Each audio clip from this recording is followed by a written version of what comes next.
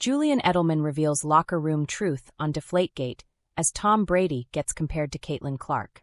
For over 500 days starting in January 2015, Tom Brady and the New England Patriots had to endure the scandal-turned TV drama that had people wishing for an end.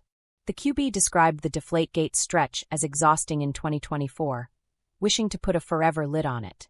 That's hardly surprising because not only was the media in the face at all times back then, but it was a season the Pats couldn't lose their grip over.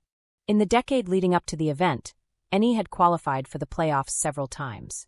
They even made 2 Super Bowl appearances, but the ring remained elusive. So a championship win was the sole motivation for them in the 2014 season, something that helped them remain privy to media noise all around. This was my first time getting to bowl as a core player. Julian Edelman, a former Patriots wide receiver, recalled on Games with Names. We had a new nucleus of guys. But we had a bunch of guys that lost in that game, 2011 Super Bowl. So we were all on no distraction program. Worry about what's on our plate right now, and that's what we did. That shows mental toughness of that team because we had, I want to say, 500 reporters in our locker room every day asking about it. Going into the Super Bowl, they are asking about it. Like it was a FING big deal. Only about 12 days ahead of the Super Bowl, the scandal had hit the Patriots like a storm. In the second quarter of the AFC Championship game against the Colts, Indianapolis linebacker D'Qwell Jackson intercepted a pass by Brady. Soon after, he handed the ball over to a member of the Colts equipment staff to save it for him as a souvenir. But what transpired next was the staff noticing that the ball felt underinflated, forcing him to report it to head coach Chuck Pagano. Upon a brief inspection, 11 of the Patriots' 12 balls used in the first half were found below the sanctioned PSI of 12.5. All of the balls were replaced at halftime, and for the most defining moment, NE came out dominant in a way no one expected. After securing a 17-7 lead in the first 2 quarters, Brady and company showed up for 21 points in the third quarter and 7 more in the fourth to finish 45-7. Yet, the scandal blew so out of proportion that the league reportedly ended up spending north of $22 million on an investigation in the months that followed. In the period between the Indianapolis game and the Super Bowl, Brady was subjected to hour-long conferences, where his answer to every question had remained pretty much the same: I didn't alter the ball in any way.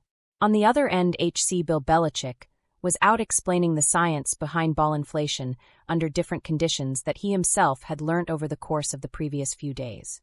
The Patriots were busy proving they had nothing to do with the underinflated balls.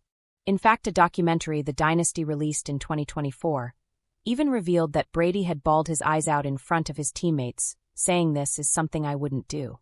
I would not ruin the season for us. The allegations are false." However, nobody ruined the season for the Pats.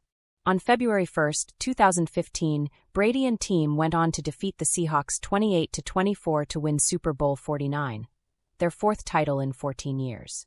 But the scandal continued long after. Early in May that year, the 200-odd-page report released by the Wells concluded that the rules violation was probable to have occurred than not. The evidence they could muster up at most was a locker room attendant brought the balls into the bathroom with him before the game. Whether he underinflated them was not proven.